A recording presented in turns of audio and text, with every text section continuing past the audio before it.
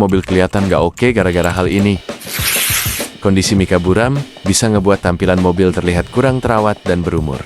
Mika lampu mobil yang buram bisa disebabkan oleh beberapa hal, seperti kotoran, debu, paparan sinar UV, perubahan suhu, atau usia lampu.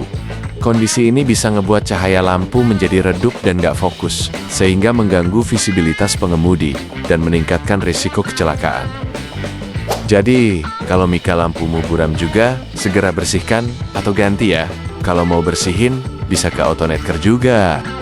Chat admin buat info lengkapnya. Jangan sampai